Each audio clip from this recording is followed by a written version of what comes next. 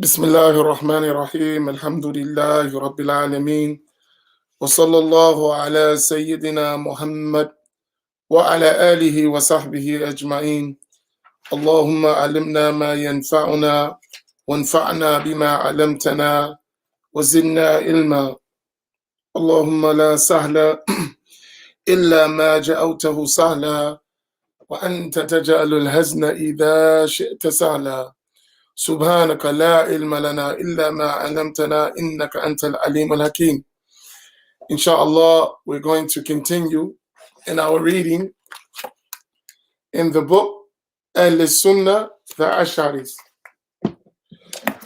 which is a text explaining the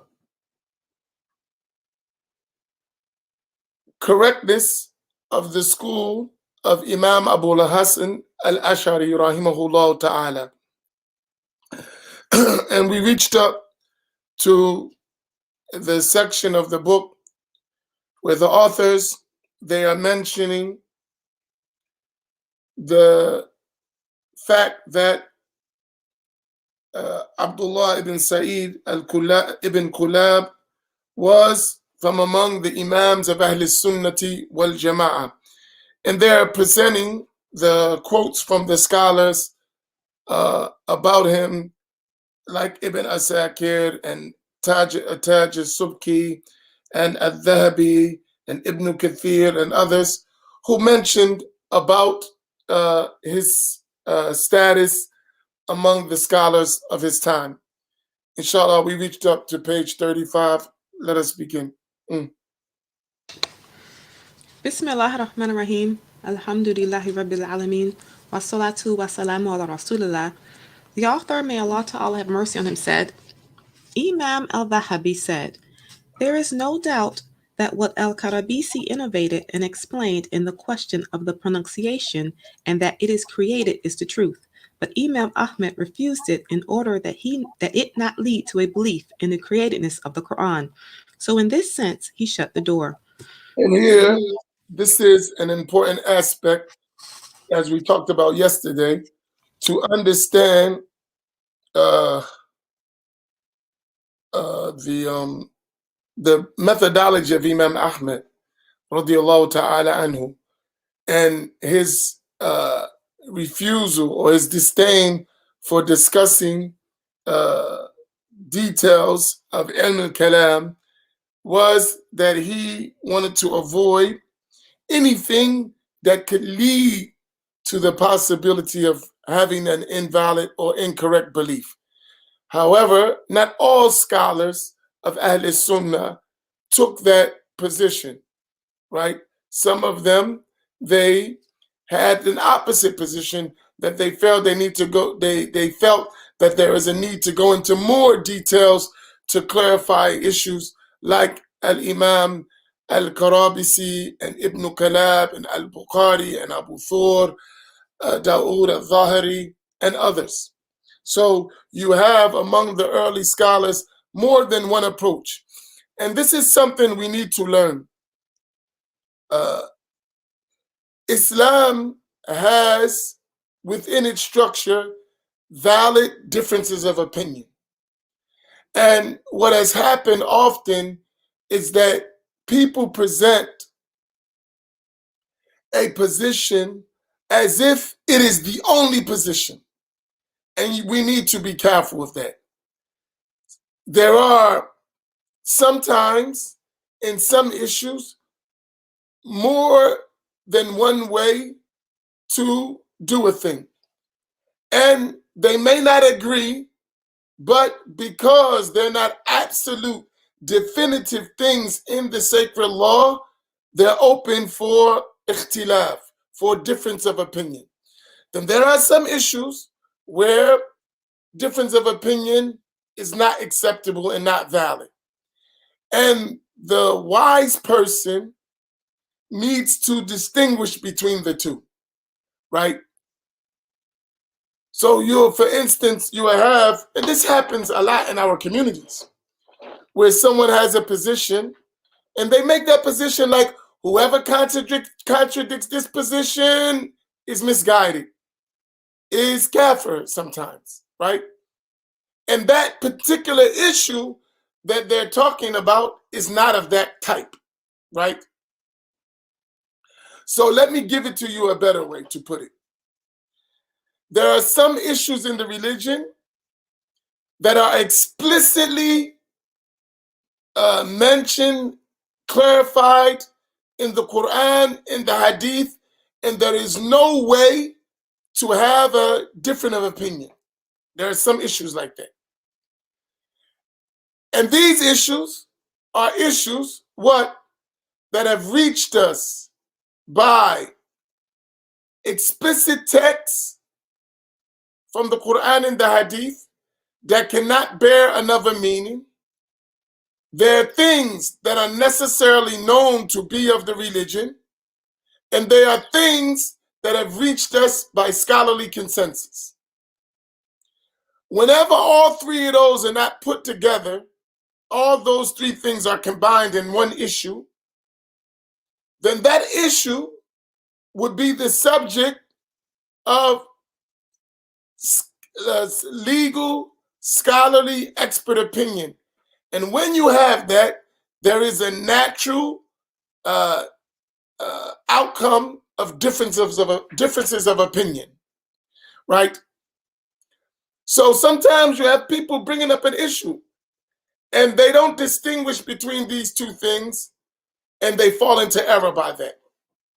So when we're talking about religious issues, make sure we distinguish between what things are absolute, or as our Sheikh used to say to us, what things are non-changeable matters, they're not open for interpretation, and which things they're open for interpretation and they are matters that can be understood differently by different people depending upon their insight.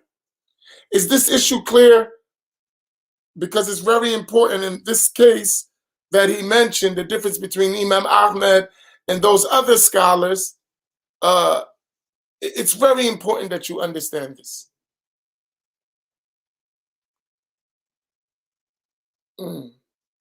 Okay, go ahead.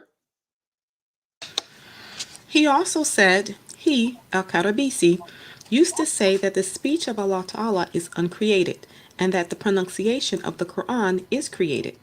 If by that he meant the utterance, talafud, then that is fine, for our actions are created. Talaffuz. Talafud, excuse me. On the other hand, if he meant that the uttered content, al-mafud, is created, then this is what Ahmed and the Salaf censored and considered Jahmiism. Al-Malfuz. Right. So here, there is a difference. And if you want to take it another way, the Kalam of Allah, we're on page 35. As an attribute of Allah is eternal, without a beginning, and is not created. As for the words that come out of our mouth and the letters and the sounds, they are created. That was how those scholars understood that. Now, Imam Ahmed was like, don't even go to the next text. The Kalam Allah is eternal attribute, which is not created, which is the Quran, meaning the Kalam of Allah, meaning the speech of Allah. Now, undoubtedly, the first view was the belief of Al-Karabisi, Ibn Kulab, Al-Bukhari, Muslim, Abu Thawr, Dawood, and those who shared with them in this belief. In general, this issue is not so serious as to warrant charges of innovation. And here, notice that they mention there is difference of opinion of the scholars in this, and this issue doesn't reach the level where one's going to call the other an innovator. Now, Al-Hafidh Abu Bakr al-Ayin said, the sheikhs of Khorasan are three. And this is still quoting from Imam al-Dhahabi, radiyallahu ta'ala anhu, in his book, Siyar A'lam al-Nubala. Now,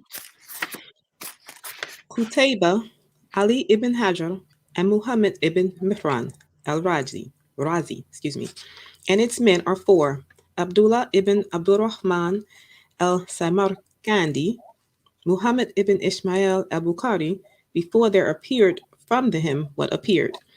Imam al-Dahabi commented on this statement. That which appeared from Muhammad al-Bukhari is a minor issue that was differed over between the Imams regarding the belief in the createdness of the Quran, and it is called the question regarding the actions of the readers. The majority of the Imams and the Salaf and the later generations were of the view that the Quran is the revealed and uncreated speech of Allah Ta'ala, and this is what we take as our religion with Allah subhanahu wa ta'ala. Imam Ahmed's abandonment of these Imams does not necessitate that they were opposed to the way of the Salaf, especially considering that the truth in this issue was on their side.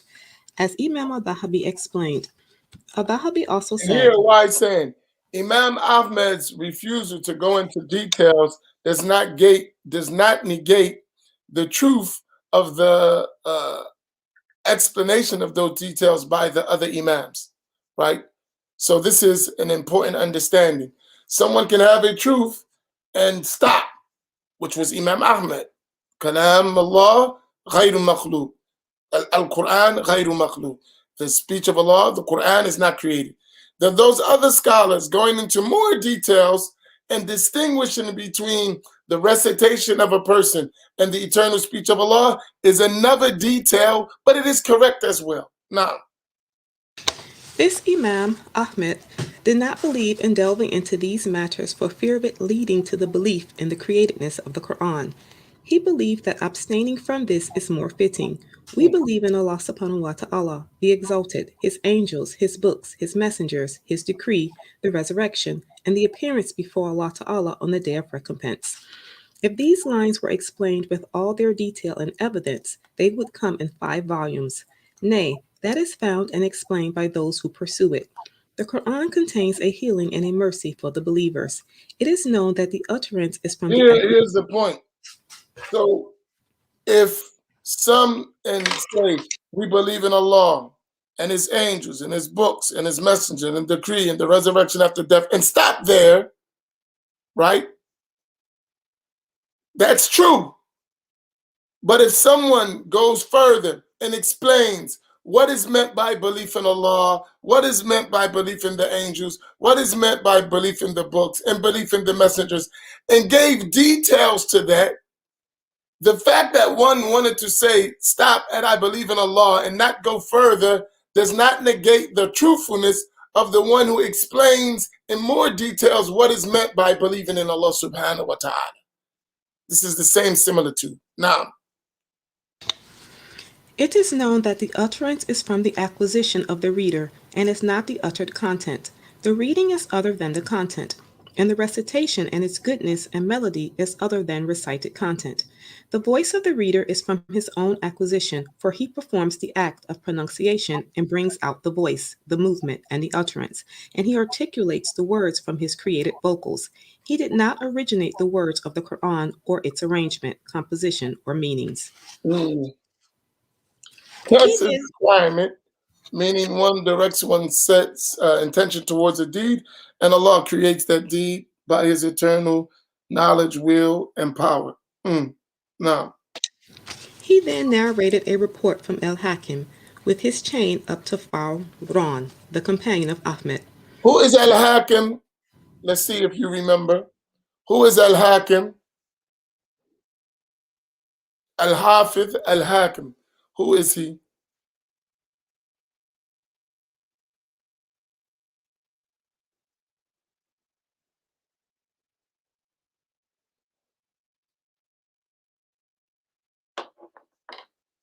This is how we're slowly going to memorize all these names, one by one. Who is Al-Hakim? We talked about him, so everyone should know. Good. The author of Al-Mustadrak, ala Sahihain. He was the sheikh of what famous scholar that we mentioned earlier and is coming up soon? Who is he? Is the sheikh? Al-Hakim is the sheikh of what famous scholar?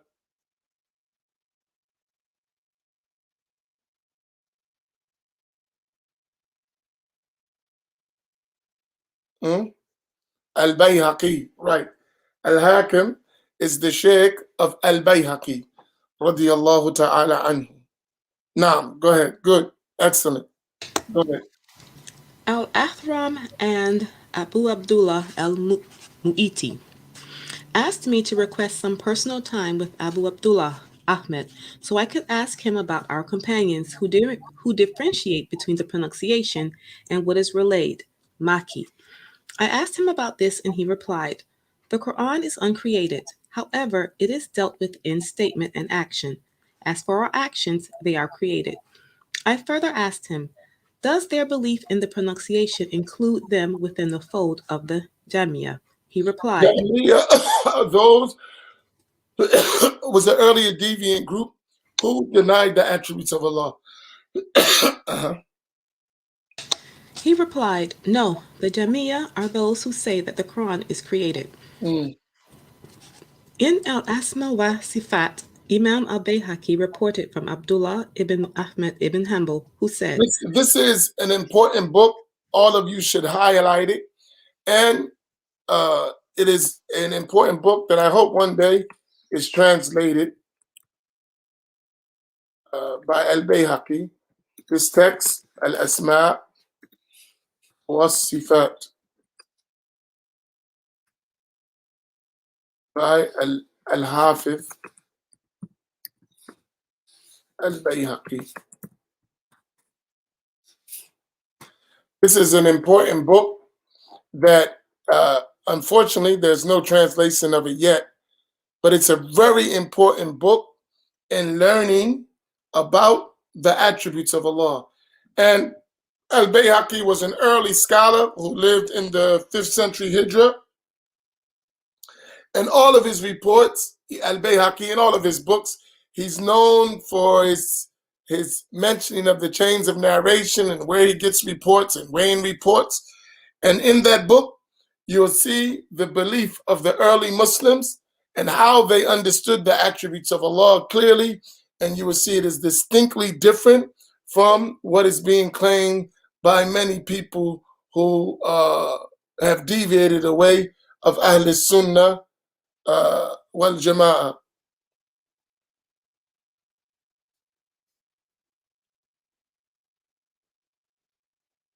Go ahead. "I heard my father say, 'Whoever says that my pronunciation of the Quran is created, intending thereby the Quran, is a disbeliever.'" Al-Bayhaqi commented, "I say, this And here, restriction..." what is meant here, you notice in the original, you said Al-Bayhaqi, they said Al-Hafiz Al-Bayhaqi, which is very important. Al-Hafiz Al-Bayhaqi said, go ahead.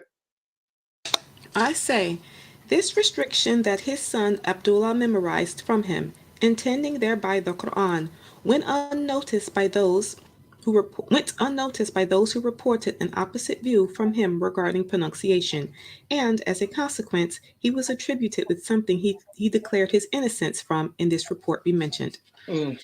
Imam al-Bukhari, may Allah Ta'ala have mercy upon him, said in Khaliq Afal al-Ibad, Khalq Af'al al-Ibad. "As for what the two parties from the school of Ahmed have claimed as proof, each for their own respective position, much of what they relate is not established as authentic, and perhaps they did not understand the depth of his position. What is well known from Ahmed and the people of knowledge is that the speech of Allah Ta'ala is uncreated, and everything besides him is created. And they hated delving into minute and obscure matters, and they shunned the people of speculative theology, and they shunned debate and disputation unless it is found in sacred knowledge and explained by the Messenger of Allah subhanahu wa ta'ala. That is the original Hanbali madhab. It is leaving off anything other than what was related in the text and not going further. Reciting the text as it is and stopping. And they had a disdain for anything more than that. Now, we are absolutely certain that they, may Allah Ta'ala have mercy upon them, did not say this without there being a need for it. Allah Ta'ala forbid that they should ever speak about a matter the companions and followers were silent about. However, since they saw that the people flung this door wide open, discussed it, and spoke about it incorrectly, they were obliged to speak about it in order to clarify the truth and prevent the people from engaging in it. and that's where you'll get the understanding of the scholars of Kalam, going into details of these issues because they were confronted with those who had beliefs that opposed the belief of Ahl Sunnati wal Jama'ah, and they needed to go into details to clarify that. Now, Alama al-Kawthari, may Allah Ta'ala have mercy upon him, said in his annotation of Tabyin Kathib al-Muftari, as for Ahmed's words against Ibn Kulab and his companion, al-Muhasibi, it is due to his... Al-Muhasibi, Al-Harith al-Muhasibi, who was he? And what is his famous book that is well known and it's even translated in English? Al-Harith al-Muhasibi.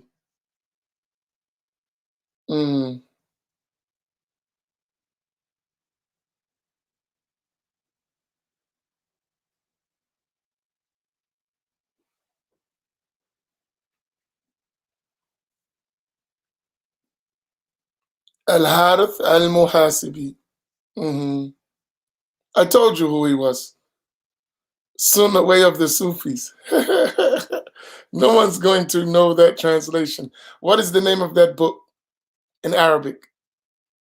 That book is true, Sunnah way of the Sufis, but it's an Arabic term for it. That's not it.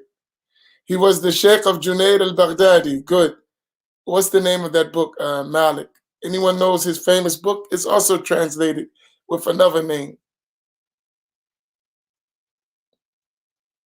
And we're going to study that book soon. We've studied it with Sheikh Samir more than once, but we're going to do it in the future. It's one of our books that we read in Tasawwuf. So it's a book in Tasawwuf.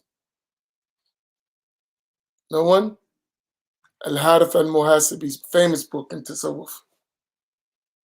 You forget it in Arabic? MashaAllah. No one? Good.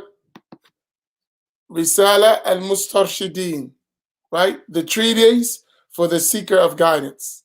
The treatise for the seeker of guidance. That is written by Al-Harith al-Muhasibi. It's a beautiful, excellent book. You will really enjoy it. MashaAllah. MashaAllah. Good book. Inshallah, that's going to be in our books to study.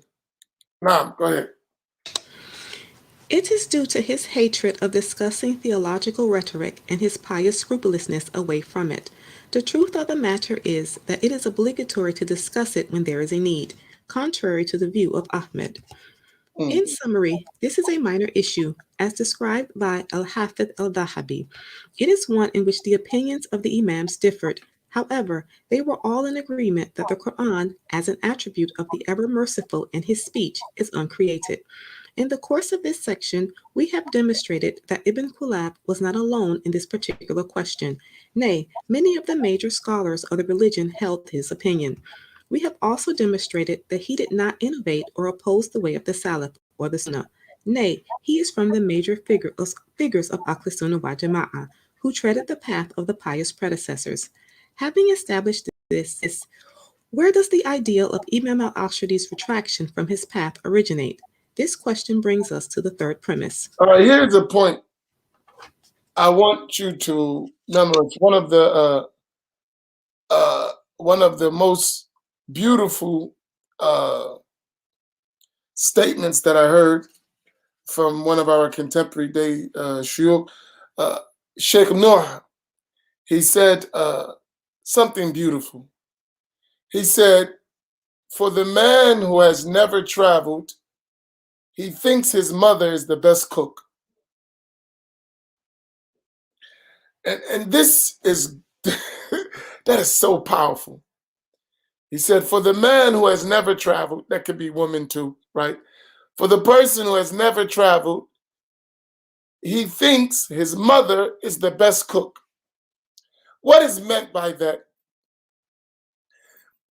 Because you learn something from one teacher does not mean that that teacher has encompassed all of that subject, right? So you need to travel in the world to meet other experts in certain fields, and you will discover that your mother is not the best cook. In other words, your sheikh, your teacher doesn't have all the answers. Uh, and this is important. In fact, sometimes you may discover from traveling and learning that your mother is not a good cook at all. In other words, you have a teacher that you learn from. The more you travel, you will learn that that teacher's not that good as you think. And I know that firsthand, that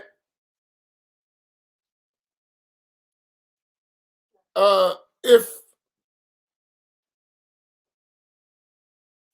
I remember starting in my studies, and I would remember having teachers who, at the time I was beginning to learn, they fascinated me, right? I was fascinated by their knowledge, by their understanding. And they had knowledge and understanding. But as I learned and I traveled and I met with different teachers and it had more experience, I realized that even in the subject matters that those previous teachers were teaching me, they weren't well informed in those subject matters, right? So, and mind you, when those teachers were teaching, may Allah reward them, some of them, not all of them, taught as if there were no other teachers in the world but us. No scholars on the face of the earth but us. They never said that. But we have a thing in Arabic called lisan al-hal, right? I'll put it.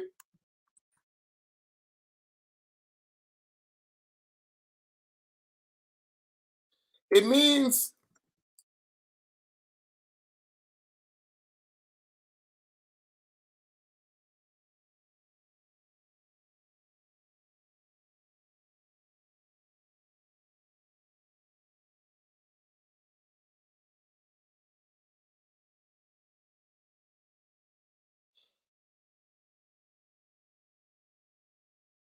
it means the tongue of one state.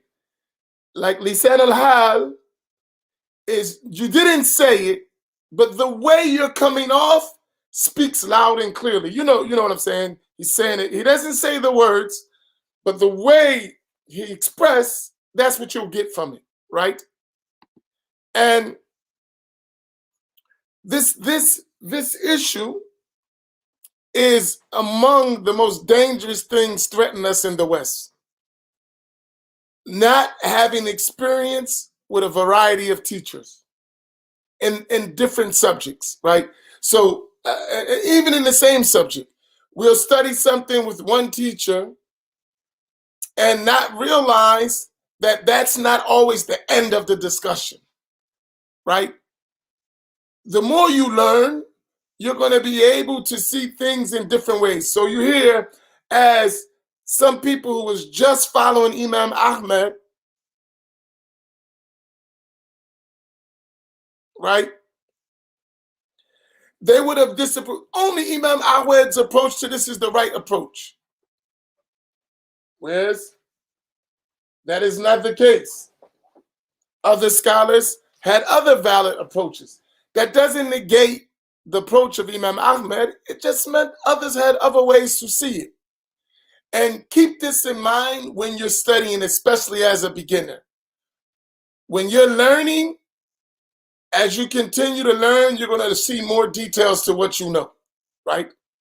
And some of those teachers that I had today, that I had then, today, I see many, many, many things that they were missing, right? That doesn't negate their level of knowledge. It doesn't. What does it show?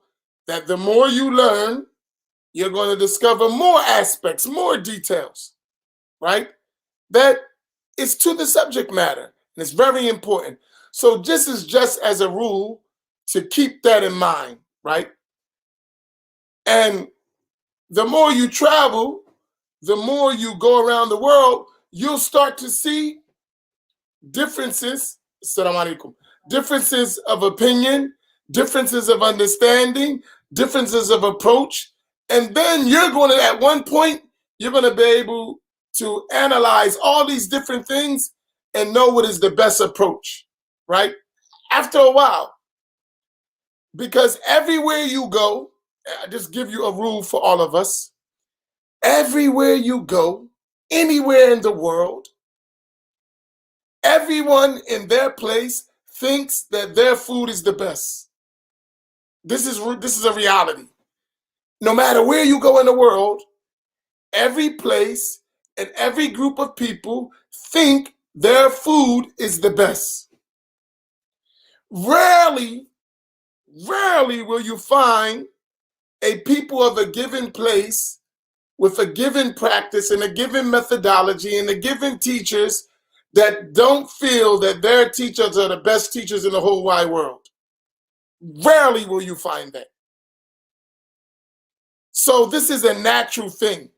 So since this is a natural thing, you need to naturally, as a seeker of knowledge, realize that and put it in its proper context, right?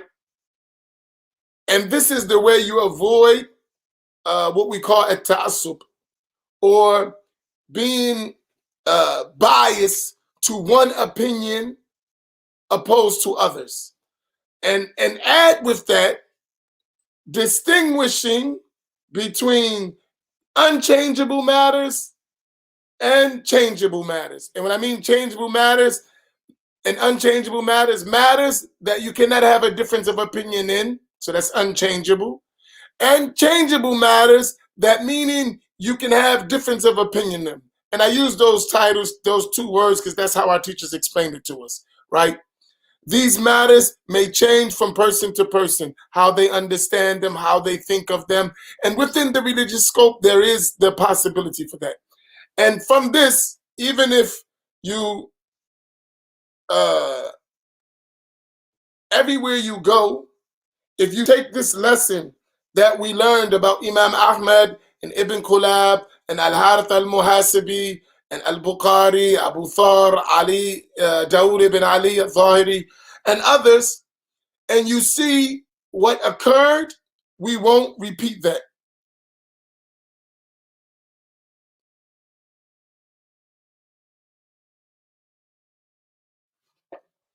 You follow what I mean? So this is just something to keep in your mind, right? Especially for us in the West who have Islam brought to us from other people. They don't just bring the deen, they bring the deen and their type of fanaticism. Sometimes it's radical fanaticism, sometimes it's mild fanaticism, but most of the time it contains fanaticism, and you need to recognize that. And that doesn't mean there's not truth in fanaticism. Fanaticism has some truth in it, but it has also some error, and you need to distinguish between the two. Now, go ahead. Refuting the third premise. The book Al-Ibana is the ostensible proof and reference for those who believe that Imam al-Ashri went through 3 stages in his life. Now there is no doubt that in this book and in many other essays ascribed to him, the Imam employed a unique style. Most of the time in this book, he would tread the path of the majority of the Salaf with respect to the ambiguous verses. The ambiguous verses, al-mutashabihat. Al-mutashabihat are those verses about the attributes of Allah that can bear more than one meaning, like wajh, like yad, like ayn, like al-istiwa, like al-nuzul, and then other attributes. Now, what we mean is that he would follow the path of non-specific interpretation, tafweed. So now we're going back, because this is the center of the discussion of the difference between the validity of a ta'wil as opposed to a tafweed. And is it both permissible, or is it one over the other? And here you're going to see that scholars, even among the Salaf, applied both methodologies depending upon the situation. Now, What we mean is that he would follow the path of non-specific interpretation, tafweed. As a result of this style, some inferred that the Imam retracted from the path of Ibn Kulab that he was upon and returned to the path of the Salaf. So In here, where we saw Ibn Kulab go further than tafweed, because and others, when they was talking about the Quran being not created, and they went in a little bit more detail talking about the pronunciation of the Quran is created, which is beyond a tafweed, saying that the Quran is not created and leaving the rest to Allah subhanahu wa ta'ala. They went a little further. So therefore, by Imam al-Ash'ari in his book Al-Ibana, sticking closer to the side of a tafweed, they assume that he left the methodology of a ta'wil and only went into a tafweed, right? And their understanding of tafweed is a whole other discussion that we got to talk about.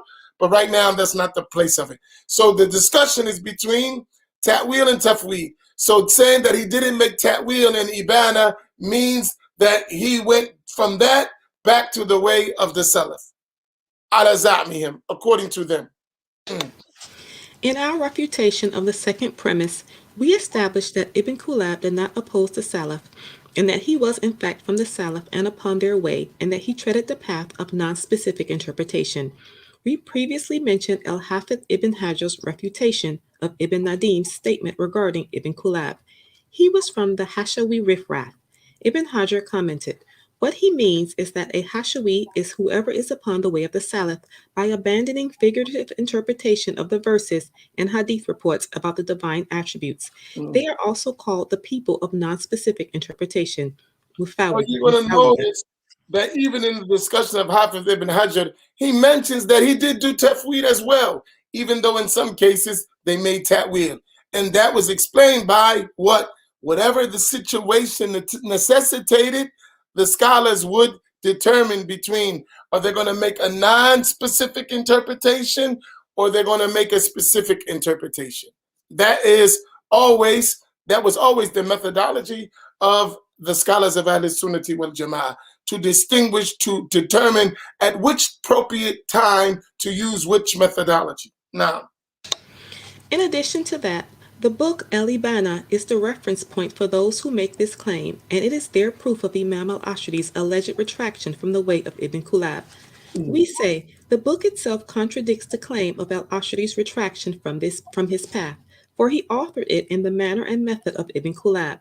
How can he retract from the path of Ibn Kulab and then author his final book based upon his way?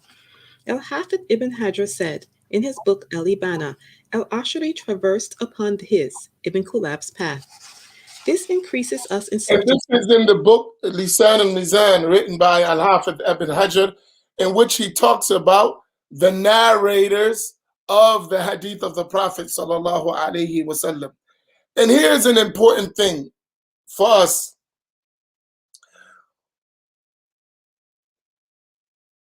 When we learn, we must realize that learning is in stages, right?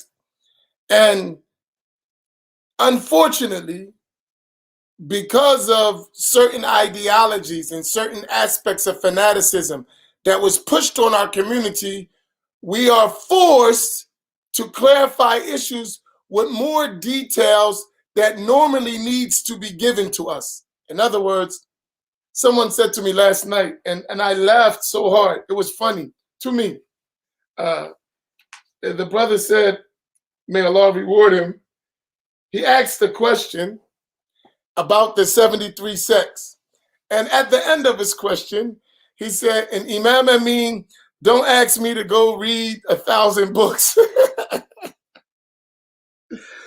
And while I appreciate his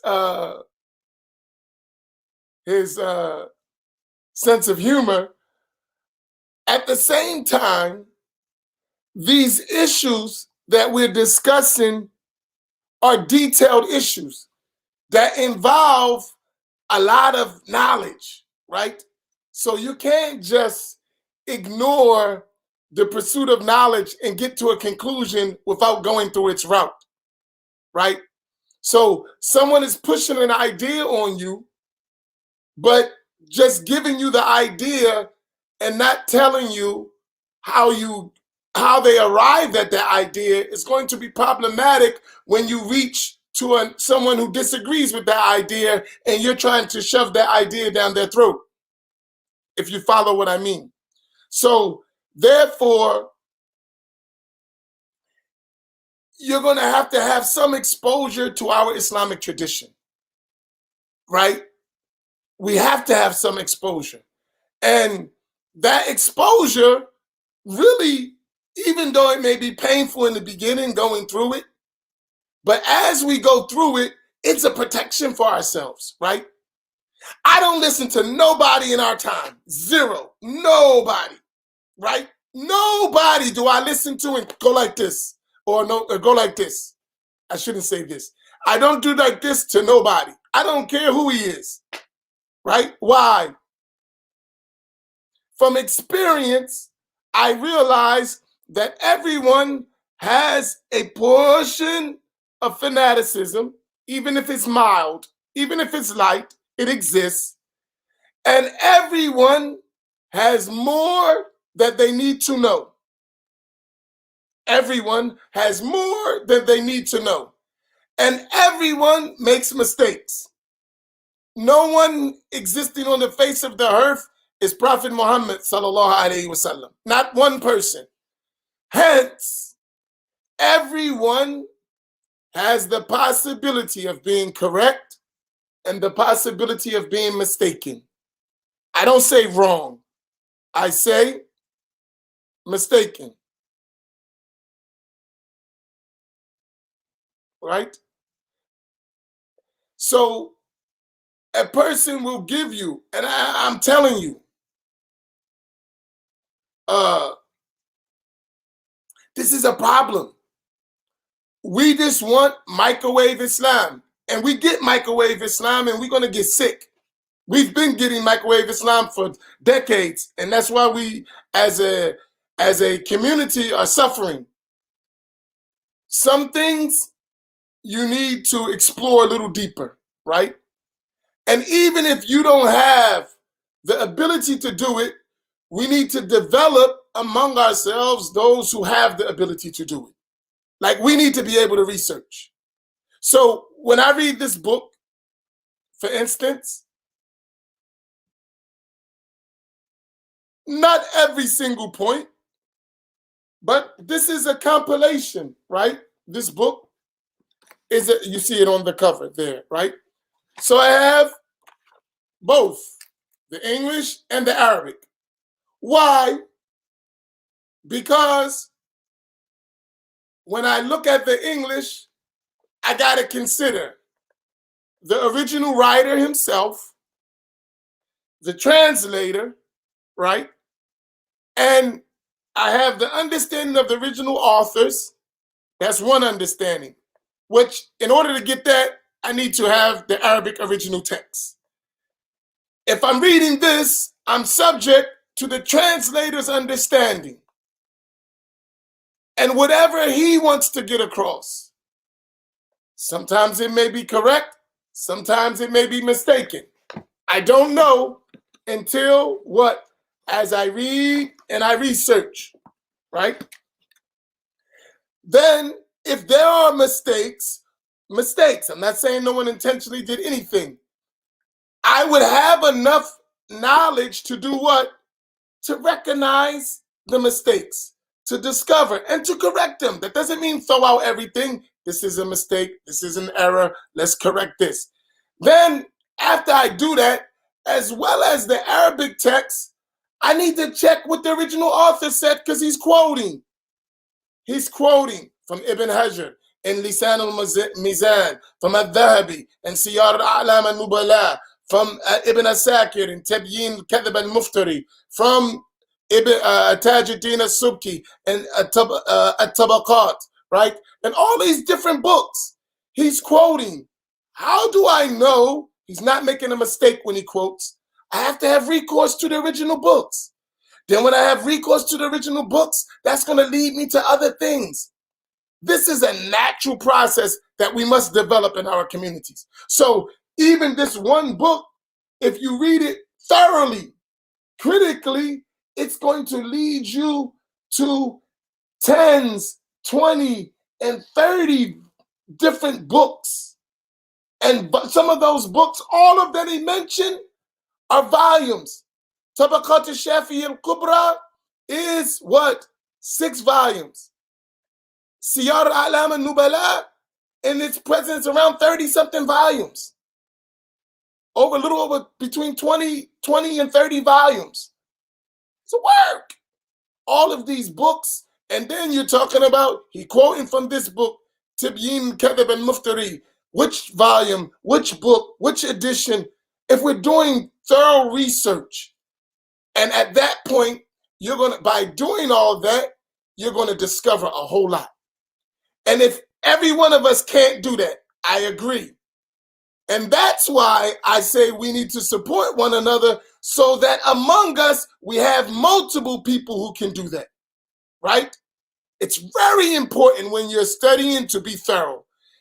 Our very existence within Islam as a people necessitates that we go to another level.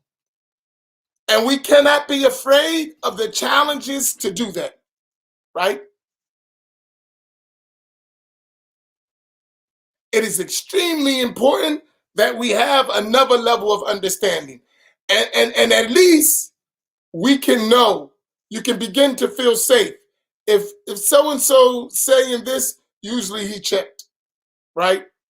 And at least we know we can take our time and go research, and that needs to be a life for us. For some of us, our whole life should be dedicated to researching and making sure we follow and understand. And there's a portion of us that need to support those who are doing that, right?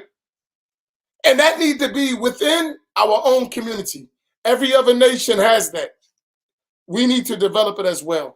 Every other nation has that. They have people, they spend hundreds of thousands of dollars in research alone, right? Before we got, to give you the example, before we got to all these modern medicines that we use, right? The money that was spent and the time and the effort in research alone is like humongous. The effort that's put just in research before you actually get to the end product. The research part of it, it seems that we forget that is essential. And in Deen, it is just as involved. Our religion is not that easy. Just open the Quran, pick a verse, pick a hadith. It doesn't work that way. I know that's nice and microwave and easy, but it doesn't work. As you can see, just talking about one scholar, which was this Muhammad ibn Sa'id ibn Kulab, involved going through so many different books, so many different biographies, reaching what scholars said, cross-referencing. It's a lot of work. And we should have a level of appreciation of what goes into Islamic studies, real Islamic studies, and what we need so that people don't trick us in the long run, because that's really the bottom line. At the end of the day, in order that we don't fall into some cult or some fanatical movement that's going to ruin our lives and then have us 20 years down the line telling us, man, I wish I would have known. We got to start studying. Or, like I said, we got to have people who share our common interests that we push to study, to research, so that now we can know, at least have a scale to weigh things. I'm not saying you're going to know everything, but you're not going to just have somebody come tell you something and you're not aware. I could check. I could say, look at this, look at this, look at this. You said this, but as we look here, it's not as it is there. Correct it, help us, right? And at least you have references. You are able, and that's why we read book after book after book after book, because as we read book, your vocabulary is going to increase, your knowledge of scholars is going to increase, you're going to know more about, you're going to know all these things, And then you are in a position, what? To protect yourself and your family, which is the ultimate goal, so that you could practice Islam properly. Naam, go ahead. This increases us in certainty upon certainty that Imam Ibn Kulab was upon the path of the pious predecessors and one of their Imams, because the book Al-Ibana that Al-Ashari wrote at the end of his life was based on the methodology of the Salaf and written according to the way of Ibn Kulab. This clearly entails that the path of the Salaf and the path of Ibn Kulab are in reality one path, and that it was the path followed by Imam al-Ashri after his retraction from the doctrine of the Mu'tazila. But now let me give you an example. You'll read in modern day Salafi books, because they want to claim Imam al-Ash'ari, who was free from them, that all of the Ash'aris are wrong. All of them. All of them. They're not following Imam al-Ash'ari. They're following Ibn Kulab. And they write this in their books. So that means Imam al-Nawawi, Hafiz ibn Hajar al-Asqalani, al-Qurtubi, Qadi Iyad, and on, and al-Bayhaqi, al-Hakim, al-Juwayni, al-Ghazali, on and on and on, Imam al-Haddad, all of the scholars of Azhar for the last 1,000 years, all of the scholars of Hadramaut and Ribat-Tarim, all of those in Morocco and Fez and Pakistan, and all of them, none of them are following Imam al-Ash'ari. All of them follow Ibn Kulab. That's what you're going to read in the book. So they don't, Ash'ari was with us. How are you going to solve that issue if you don't know about all of these people and know about all these scholars and know what their path was and know how they received their knowledge? Then someone could sell you that. Salahuddin al-Ayyubi, yes, Farouk, him too. Do you get my point? Is what I'm saying clear?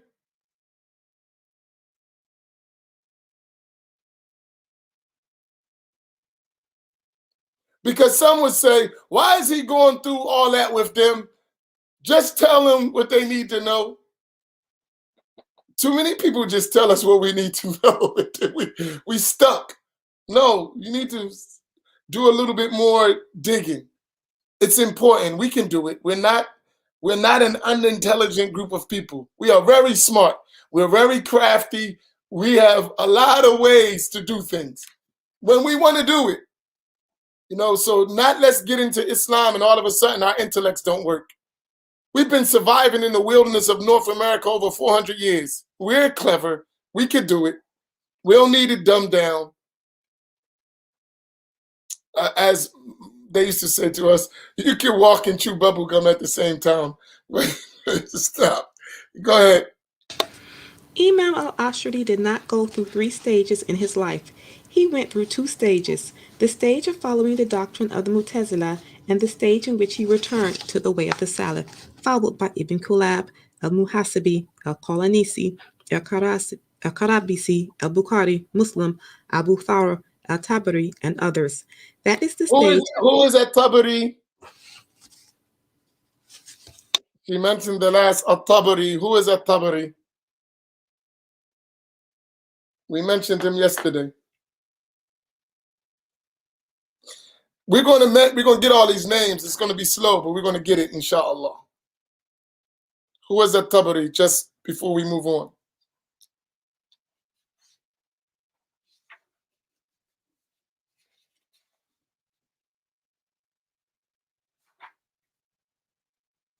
The Mufassir, good. Interpreter of the Quran. Master of Tafsir, MashaAllah, good. Go ahead. That is the stage in which he wrote his book, Al-Ibana. It is related that when Imam al-Ashri wrote Al-Ibana, it was rejected by some of the Hanbalis out of bigotry, and they did not accept it from him. Perhaps some of the Hanbalis? Hanbalis. That's it? Yes. It was rejected by some of add to this, it says, Hanabilatu Baghdad, the Hanbalis of Baghdad. There's a difference. Not all Hanbalis. The Hanbalis of Baghdad is very important. Why? Because Imam al-Ash'ari was in Baghdad. And the Hanbalis in Baghdad, a lot of them were anthropomorphists. So they had a problem with Imam al-Ash'ari, which kind of shows you that the claim that Al-Ash'ari was on their path is contradicted by the fact that Al-Ash'ari was opposed by the Hanabila in Baghdad. Why? Because the Hanabila in Baghdad at the time of Imam al-Ash'ari were Mujassima and Mushabbiha. And I'll show you this so you can see it. And that's what I was talking about. You can see my finger here. Right there. I'll bring it close. You see that? It says Hanabilatu Baghdad Ta'assuban, which means what? They had fanaticism. They opposed Imam al-Ash'ari in his book, and they were the Hanabila of Baghdad. And the reason they did it was out of their fanaticism. Very important point, but it left out in English. You missed that whole point because the translation didn't go into, didn't recognize the significance of mentioning Baghdad and its purpose.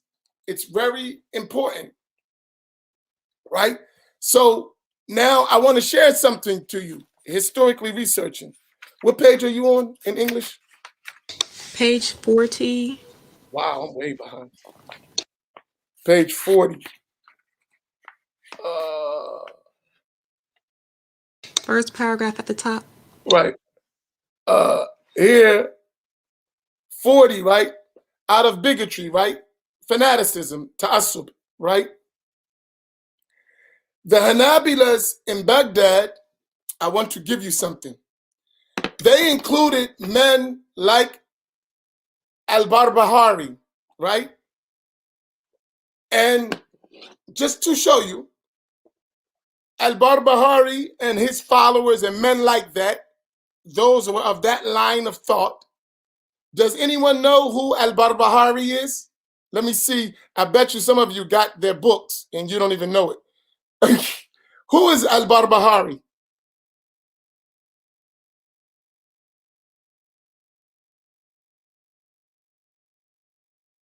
Does anyone know who that is?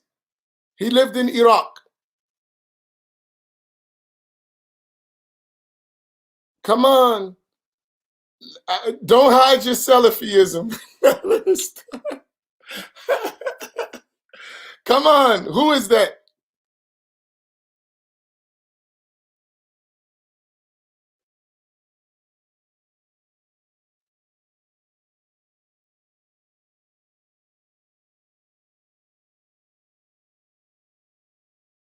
What's the name of his book he wrote? I want to show you something. Show you somehow history connects. What's the name of his book?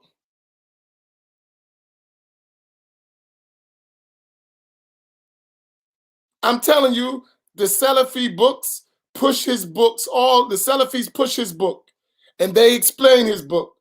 So he was an, and they say this is the Aqidah of Imam Ahmed.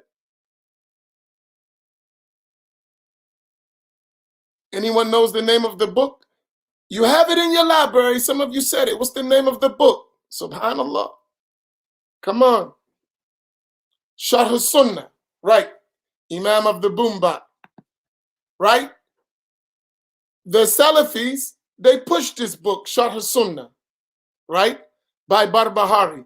He was among those Hanabila in Baghdad who opposed this doctrines of the likes of Imam al-Ash'ari in their belief.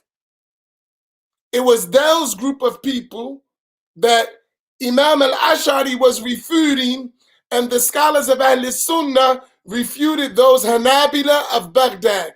These are the same type of people that Ibn al-Jawzi, rahimahullah, said that the Hanabila school, the Hanbali school, was affected by their anthropomorphism and tajsim. And here, there was the Hanabila of Baghdad, and the books that you find given to us are from those exact people. But because we don't know history, we don't know who's who, we don't realize that the very book that they're giving us in our communities and translating and explaining was by the most extreme anthropomorphists and Mujassima and Mushabbiha in Iraq, in Baghdad at that time. And they were the same people who opposed Imam al-Ash'ari. That same group of Hanabila. And they were the same people that Ibn Jawzi wrote about in his book in refuting them. The same exact people. But these are the books that's being pushed in our community with no awareness from ourselves. That's a deep, deep, deep, deep trick. So by us not knowing, they tell us don't study, don't worry about all these scholars and all that, but you pushing scholars that were the worst anthropomorphists in their time and were known for that. And the most extreme branch of those who attributed themselves to Imam Ahmad. And the scholars of Al-Sunna refuted them. But yet, that's the book you're giving to our people and showing them this is the belief of the Salaf.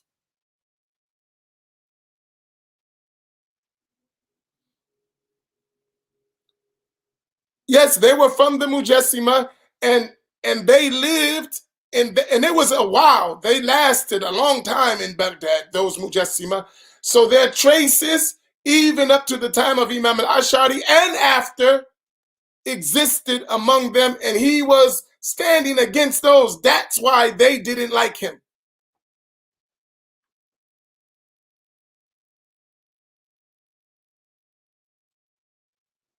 They are the same as the books of Muhammad ibn Abdul Wahhab. They're the same Mujassima, the same Mushabbiha, they just in a modern form today. So if you take the books of Muhammad ibn Abdul Wahhab and those books of those early Mushabbiha and Mujassima from Baghdad, and that's why I mentioned this case, and I highlighted Hanabila Baghdad, right? Those Hanabila of Baghdad. And they were the ones among the Hanabila. And if you come to the Hanabila of the madhab of the Hanabila that are Al-Sunna, they reject all of those claims. They reject all of them. And that's a future class that I'm going to teach later. I'm just still waiting for some of books to come, and I'm going to lay out that whole thing, right? I'm going to lay it out so you can see it book by book by book, words by words, and it will help you because we got to protect ourselves from this stuff. Naam, go ahead. Oh, I'm past time. Let's finish this last paragraph. Perhaps this also supports our assertion that Al-Ibana was written in accordance to the way of Ibn Kulab, who was forsaken by the Hanbali Imams who chose to abandon him because of the question on pronunciation and his delving into speculative theology in order to refute the opponents from the Mu'tazila and others. Right here, so you'll notice what? The same thing that they opposed Imam al-Ash'ari for, those Hanabila, they opposed Ibn Kulab, right? And those the Hanabila of Baghdad, these specific. So not all the Hanbalis all over the world. We're talking about a specific group and the ideology that they had, right? Now, and let's read this last paragraph before we get to Al-Kawthari's statement. What we have mentioned here about Al-Ibana is only with respect to the original work written by the Imam, not the version that is printed and widely available today. The current version we have today has faced interpolations, extraneous additions, and deletion. And now here, this is a beautiful way to end, right?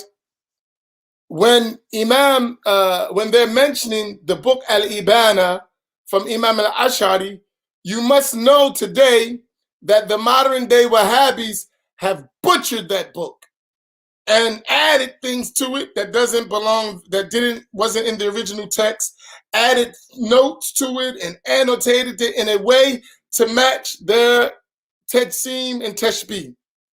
And Imam al-Ash'ari is free from such a claim. And the evidence of that is the hundreds of thousands of scholars who followed his methodology after him. To this day, none of them have recited these, attributed these erroneous beliefs to Imam al-Ash'ari except the Wahhabis and the Salafis, who are al-Mujassima from in our time as they were in the time of Imam al-Ash'ari and Ibn Kulab, the Hanabila, who were extremists, innovators in that time. And here, though some of us don't like to learn that we're mistaken, but think of Imam al-Ash'ari, who spent 40 years as a Mu'tazili, and he had to repent and change his ways, and he did it because it was about truth. For our time, think of Al-Hajj Malik Shabazz, rahimahullah, Malcolm X, who spent 12 years of his life serving and pushing the creed of the Nation of Islam to realize he was mistaken, right? To realize he was mistaken and then have to make the change. But he was brave enough to make that change, right? He was brave enough to make that change. So all of us, even if we have errors, even if we make mistakes, subhanAllah, we make our change, and Allah knows best. Inshallah, I remind you today at 10 o'clock, Sheikh Walid al-Rifai continues with his reading and explanation of the book An-Nujum al-Lamia of Sheikh Imaduddin Abu Hijla. That is today at 10 o'clock. Inshallah, 10 o'clock in the morning, Sheikh Walid al-Rifai will continue in his explanation of An-Nujum al-Lamia as we're trying to read that book and send the reward of that reading to Sheikh Imaduddin Abu Hijla rahimahullah ta'ala. And tonight we continue with our nightly talks at 8 o'clock, where we're going to have some discussion tonight about how we work through our differences, right, as a people. And inshallah, I'll be your guest tonight and probably will be alone in this discussion, or unless someone wants to join me. But we wanted to discuss how to get past our differences. And this is a very important subject, I think, that we need to talk about. So we'll talk about that tonight, inshallah. Barakallahu bikum wa sallallahu ala Sayyidina Muhammad wa alihi wa sahbihi ajma'in. Assalamu alaikum wa rahmatullah.